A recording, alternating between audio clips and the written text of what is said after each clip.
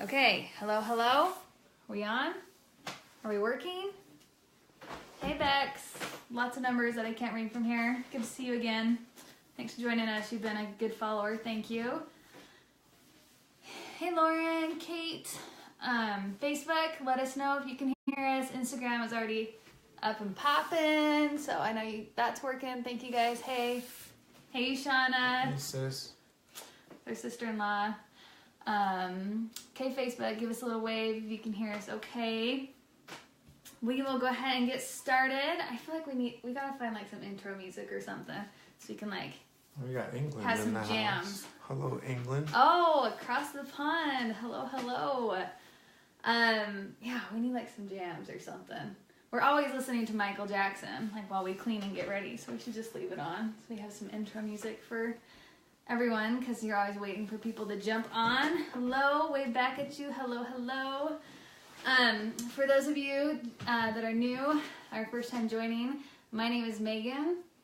My name is Claudia. And I am the blogger behind Allergy, Awesomeness. And you? I'm just this random person that she asked to do videos with her. It's true. Every week I go for him on the street. This is my husband, Claudia. Oh, you just had allergy patch yesterday. Oh, we are so, that like makes my back itch. No. So we talked about patch testing last time. For those of you not familiar, I think a lot of people are familiar with like allergy prick testing because it's been seen a lot. But there's also this other kind of allergy testing that they'll sometimes do where they like literally tape the food to your back and they leave it for several days to try and get a prolonged exposure to it. We've never had it done. Our son has probably had it done like at least 100 times. No joke, we literally counted. And Not 100 times. yes. You mean 100 foods? 100 foods, sorry. 100 foods. Yeah, yes. but we would slap as many on us could fit on that poor but little not back. 100 separate. Yes, it felt like it. No.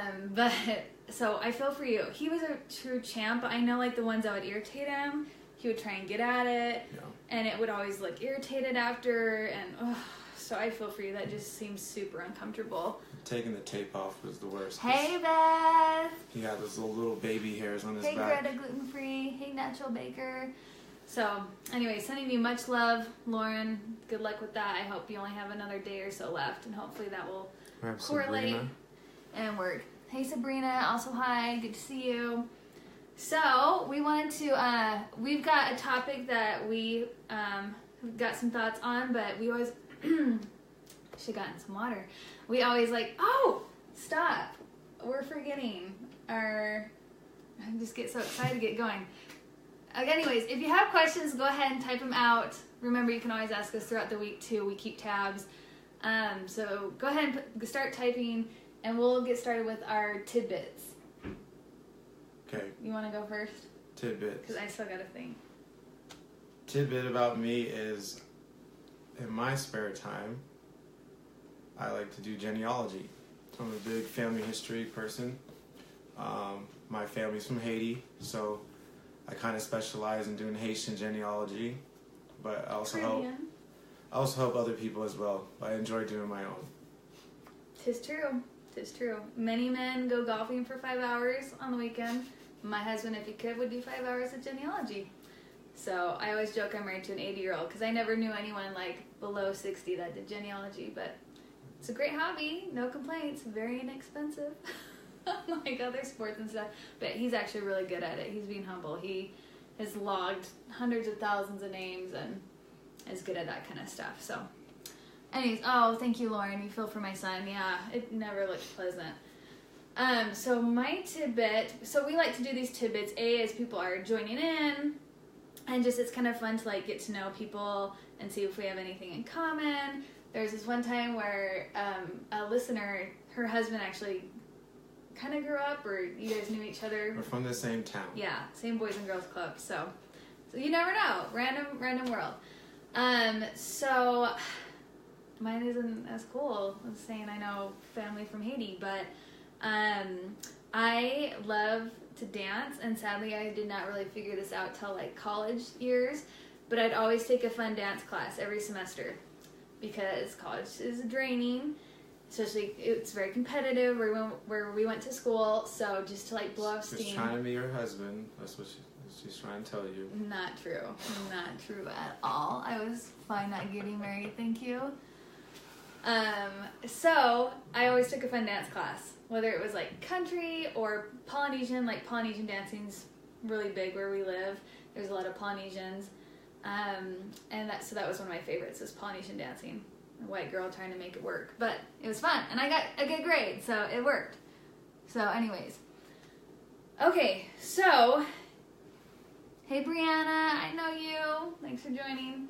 It's always fun to see people that we actually know in person. So, the topic that we're going to discuss today, timeout. Sorry, I am like a squirrel tonight. Yes. That on top of just having questions, we really want to turn this into like an allergy, just validation hour, basically. So, like, if you want to share your story with us, even if it's not a question. Well, sorry, half an hour. It rolled off the tongue. Then we'd love to share that, and we would love to talk about that as well, because you know you can feel lonely sometimes if there's friends or family that don't get it. So you want to tell us about an interaction you had at your child's school? Let us know. You know, we can all brainstorm together, or we can just congratulate you, or we can, you know, was that really tough? Man, that was really tough. You know, talking to my son's teacher after I feel like she excluded him, and just all the unique, you know, I don't like to say challenges, but opportunities for growth, right? Is that a better way to put it? That this situation affords us. So, if you want to share anything, we'd be happy to read it to everyone and share that for you, because we all need some validation here and there. Was that one of our children? Hi, Susie, and Gift Gallery, Salt Lake City. Nice. Woo-woo. Salt Lake City. Hey, are you going to the food-free Easter egg hunt? So we are so blessed, first of all, and I want to do a live with her. Michelle, if you're on. Hi, Kylie, Wisconsin. Oh, hey, my parents, I used to live in Green Bay for a little bit. Oh, thank you for staying up late. That's awesome. Yes, Brianna, your oldest is allergic to walnuts and cats, weeds, grass, and trees. I remember that. And I'll be back. Sorry. The reason why we do 9 o'clock is because we try to avoid our children needing us. They'll be asleep, but you know, it's life. So sometimes that happens. Oh shoot, what was I saying? Someone type me and tell me what I was saying. I have the biggest mom brain today. I think just that we all have situations that come up that sometimes we just need validation around, and it's just nice to share. So like, I love that our listener was saying that she's got patch testing going on right now, so we can talk about patch testing, educate people patch testing. So as always, just feel free to share. Oh, food-free Easter egg hunt. Thank you, Kylie. Thank you. So if you live in Utah, there's this phenomenal mom. Her name is Michelle Fogg, and all of her kids have food allergies, and she wanted to do something about it. So she gathered all these other like-minded, kick-butt moms, and they started this food-free Easter egg hunt. And it's like the 6th or 7th year that it's going on. I'm talking about the egg hunt. Started small. Now there's hundreds of kids. People drive from like an hour away to go to it. They get some of it sponsored, and then it's literally everyone volunteers. No one makes money. Everything that you pay for with the tickets goes into the eggs. And everything's food free, so you don't have to worry about anything, whether it's food dyes. Because, you know, you can try and do top 8 free foods, but someone's going to be allergic to food coloring, someone's going to be allergic to the corn syrup. And it's just so nice to not worry. It's amazing. They have a guy in an Easter bunny suit. And they have it separated by ages. It's genius. So like the little kids don't get trampled. You know what I'm saying? Anyways, I volunteered there. It's wonderful. And I'm telling you, if you don't live in Utah, you need to start it. And that's why I want to have Michelle on one of our lives. It'll just be really late for her. Heather says she's willing to drive 2 hours from Wyoming. Hey, come on over. Tell her about you have to pre-register though. So go to the Utah Food Allergy Network Facebook page and register. And I'm telling you, it's amazing. I mean, you know, Easter egg hunts last like 10 minutes, but they have a craft before and after. And the reason why I love talking about this is because if you hate that there is not food allergy friendly stuff around you, make it happen. And that mom is what inspired me to do a lot that I do, because I was like, oh my gosh, she just made it happen. Now it's turned into this like big community event. And not that it always has to. I mean, maybe that's stressful. Maybe it would be fun for you. And and the community part is I'm not sure if all the kids that go there have allergies. The majority, but so there's like cousins. But there's people who are willing to support it because it's an Easter egg hunt. It's something fun for the kids to do. So. And they have a food-free trunk or treat. So Heather, you were saying Halloween is a killer. I hear you. And so just be inspired. Like if you hear of other communities doing stuff for their food allergic people and you're like, man, I wish I had that. Be that change. Be that person. I totally believe in that. Like, I don't know if you know the backstory behind the Teal Pumpkin Project. Started by a mom. Like I know FAIR, the Food Allergy Research Education, that national board, they got behind it and they're kind of the backers of it now. But it was a mom. Like I'm telling you, the power of a mom. You know, like do not leave my child out. We figure crap out. Husbands do too. Dads do too. And we support. Yeah, but we need that support. We do. So, so if you don't have it by you, I know another food allergy mom, Danielle, she's on here. She does a little food allergy, and you can do erasers and stickers and bubbles. I mean, my kids get like excited about the craziest trinkets. Oriental Trading is where we get a lot of stuff. It's like different fun things, and it's really inexpensive. You just have to plan ahead because it takes a while to ship. So, okay, so Lawrence says, I feel awkward going to meals with friends because I always need to read the massive allergy books. I guess you mean labels. It's so embarrassing being 21. I should be able to eat out a lot. I feel so embarrassed. Egg allergies. Egg is tough, especially eating out for sure. And the cross contact, I totally get that. Wish you had that in the UK. I know, right? The Easter egg hunt. Do it, Lauren. Start it in the UK. I feel for you, especially at that age. I know eating out. I know I worry about our son when he's that age. Eating out is a big part of life at that age. I know one thing that has helped us has been finding a few safe restaurants and sticking with them. So that way, like, we already know the menu. Not that you should always assume. Every single time you go, you should ask because you never know if they've changed ingredients. But at least we're familiar with the menu. Maybe we're familiar with the manager or like, oh, I know that waiter. You know, you can establish that rapport. And I do that even when people aren't asking us out to eat. You know, like, I have my friends and family, they have their eyes and ears open. Like my friend Stacy is always like, oh, I went to this restaurant and they totally had like vegan and gluten-free options. And so most restaurants have their, not labels, menus online nowadays. And I'll look it up. Okay, if we ever eat there, I can do this. So maybe that would help you. I mean, I know you still have to ask in person and you still need to double check. But I hope that you can share some light on this because you're good at talking about vulnerability, but I hope that the people you're choosing to surround yourself with are supportive and that you are being vulnerable and sharing that with them. Like, hey guys, I feel a little embarrassed. I'm sorry it's taking me a while to order. And I hope that they're validating you and they're like, it's no problem. We love you. We want you to be safe. Mm-hmm. And if they aren't, I hope you will find those people. Find your tribe, you know? Like, my parents never complain when we take them to Red Robin for the 1,000th time, you know, because they know it's what's safe. So I really hope that you're getting that support. And if not, we send our love for you, for sure. Yeah, you stick to familiar places.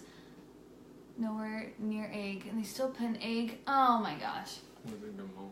I don't know. What is a gamon? Sorry, we don't know what that food is over here in the U.S. But I'm really sorry. That sounds really, really scary. And it is. Like, it's a risk to eat out, right? And I'm so glad that you caught it. I hope you didn't have a reaction. I hope you told the manager afterwards so they were aware. I know it can get... Maybe salmon. Oh, salmon. But I know it gets old advocating sometimes. I totally understand that. I totally feel for you. And I'm really, really sorry that happened. Oh, great. We had something like that. We struggled to find family-friendly things that we can all participate in. I know, it's true. You want the whole family, right? It'd be nice to have not just one person participating, but everyone. So, Kylie, start it. If they don't have something like that, start it. Even if you just like get a few people in your neighborhood, a few people in your church, just to do like a little couple family egg hunt, you know. Stuffing eggs is super easy. You can divide it out. But I know, it's one more thing to do, right? Yeah, we like Red Robin. Yeah, we love Red Robin. Red Robin! I need to get them. I need to work with them. If anyone knows the corporate office of Red Robin, shoot me their number.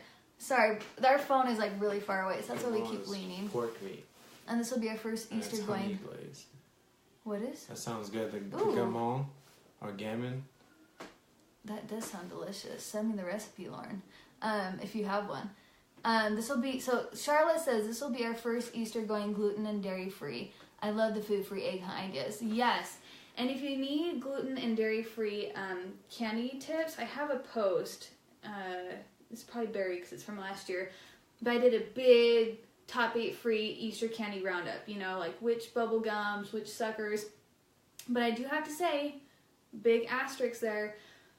Because you know how they're like often in cutesy packaging or like cutesy shapes and stuff? They often, I just learned this, send it away to different manufacturers to package it and everything. So read the labels, because sometimes a candy that's normally safe in its original packaging can have something like manufactured in a facility that da-da-da-da-da-da. So if you're sensitive, you got to pay attention to those types of warnings. And here's what I do. If it's something like I really, really want my son to have and there's no other substitutions, like I can't just get them the regular packaging, it's like a once a year thing, I'll call. Like, call the number on the back of the packaging and you can ask, like, okay, I see this warning on there, what does this really mean? And sometimes I'm pleasantly surprised. They're just going above and beyond. They'll be like, oh, we don't even do it on the same day, it's not even the same line, it's just that it's in the same house and we have cleaning protocols. And it's up to you. But in my case, I usually feel comfortable with that. And then sometimes I'm like, no, it's the same line. And you're like, ugh. So sometimes it's worth calling ahead, but that's an extra step if you want to go to that. So someone is saying, Bex is saying, my Sophie had a bad reaction Friday. Oh, big shout out to the random family practice clinic we ran into. They saved her life. Oh my goodness. No.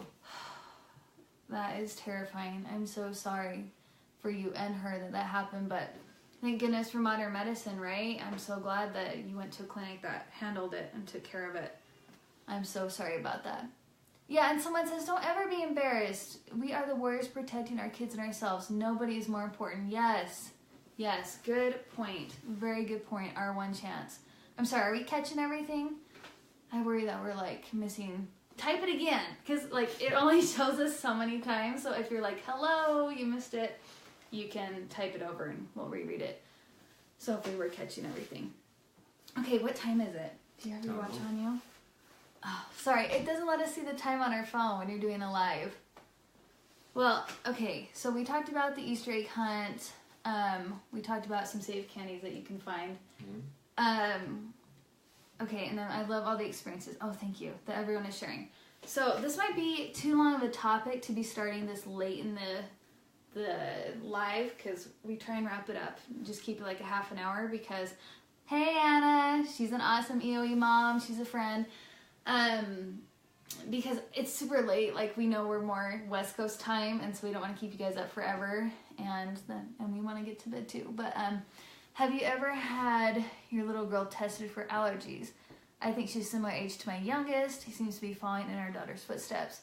He's on hypoallergenic formula. Doctor says no testing.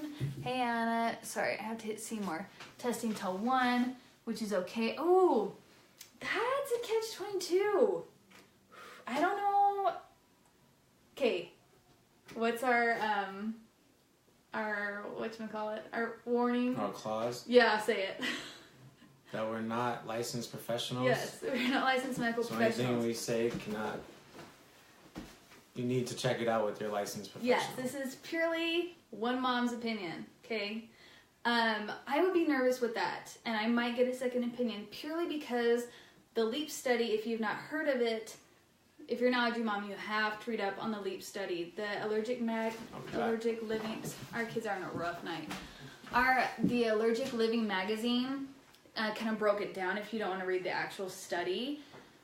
And it basically says, like, you have a way better chance of not having a food allergy if you give them the food before age 1. So I would be nervous that you would miss that window.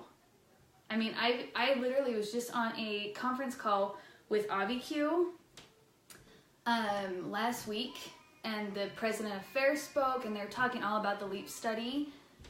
I'm sorry if you can hear my baby crying. So yeah, and they're talking about what a big breakthrough this is, and you know how it's going to help shape everything, and how, you know, as parents we should be asking our medical professionals, we need to give this food, so that's what we've done with our little girl. She's going to be 9 months soon, and we've already given her peanuts, tree nuts, milk, eggs, soy, fish, and we just have shellfish left to give her.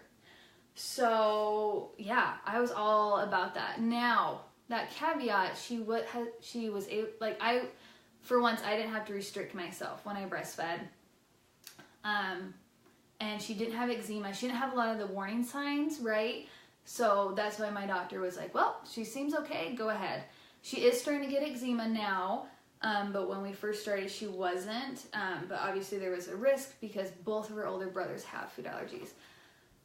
With my second, my allergist did recommend that he test my second before we gave him anything, just because my oldest is our most severe, right? 10 anaphylactic food allergies, EOE, severe asthma, 20 plus food triggers for EOE, so we avoid over 30 altogether.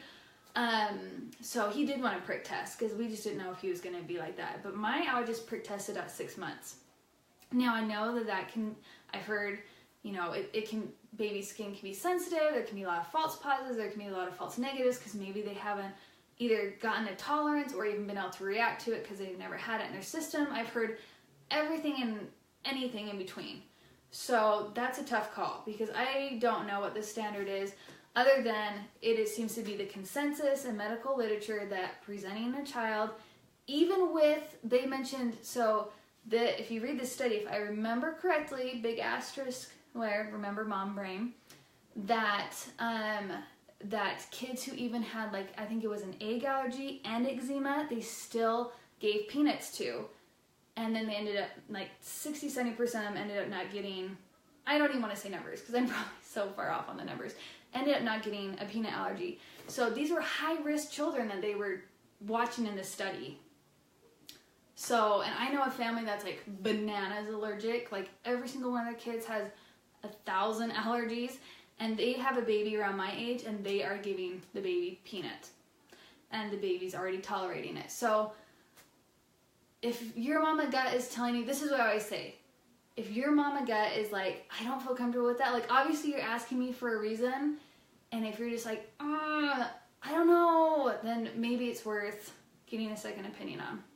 Doing some praying, reading medical literature, and making the best informed decision that you can, knowing your own family circumstance and personal things, and what you're comfortable with. I just had a mom message me last week saying, my doctor just gave us the go-ahead, we can do a new oral challenge, and she's and I am scared, and I don't want to do it, and I'm I can get that. I can totally get that.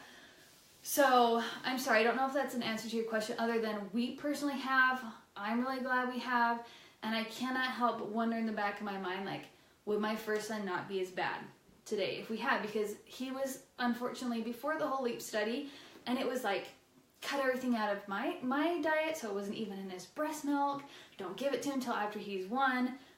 We waited till he was almost 1, 11 and a half months.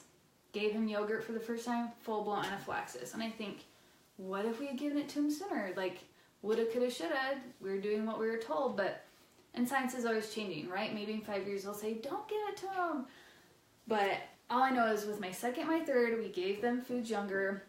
My second only has peanuts, tree nuts, and not even all the tree nuts. We just avoid them because of cross-contamination. So far, little miss has none. Maybe she will get them later on in life. Who's to say? But right now, she doesn't have any. Did you lay down the law with our children? Okay, we have ABQ and Love It. Yeah, Brianna, it's super cool. And I don't know if it's launched yet, but I know that on the conference call they were talking about having one that has a way smaller needle, and it's for 16 pounds to 30 pounds. Which I thought was way cool because, not to scare anyone, but there are horror stories of parents who have hit the bone or, done damage or ripped, because it's what kid is going to hold still when you poke them with a needle? And it's a monster needle. I have actually accidentally given myself the EpiPen. Yeah, that should be a tidbit that she should share with you. Yeah, next he time. loves that story. It hurts. Dang it. Like, I have lived in China, okay, and got all sorts of vaccinations for that, and nothing felt like the EpiPen. So, anyways, it makes me excited that they have come up with a smaller needle for lower weight kids, because, you know, like, our little girl, she's got, like, no meat on her, so I'd be terrified to give her EpiPen. I would, if she needed it. But yeah, AviQ's cool, because it talks to you and everything, and I think I heard you can get, like, a pretty good discount right now. I don't know. AviQ talked to me so I can give out proper information. But all that darn testing can be so confusing with the false positives and whatnot. I know, it's so true. Our allergist usually does prick testing and blood testing to see if, like, they confirm each other. Yeah. Not that that's foolproof either, but that's kind of nice to have something to bounce off of against. And Kylie says, right, that's what we did with our daughter. She's just about 5. At the first sign of allergies, we completely stopped. Yes. And I heard another tip from a mom. I don't know how science and kosher this is, but she said that and so I did it, right? Like, we allergy moms pass along tidbits and stuff. But she said that she tried putting just peanut butter on her child's skin first, and to see if they got a hive or anything. Because our second will get hives. Like, if I kiss him and touch him with it. So I thought, okay, I definitely don't want to have him ingest it if just a rash is going to happen. Sorry. Text coming in. So we put that on her skin, left it, nothing happened, and so we gave it to her orally. So hopefully that's helped. And yeah, completely stopped. I mean, I think, especially if you have older children that have food allergies, you know the warning signs. You know. Yeah.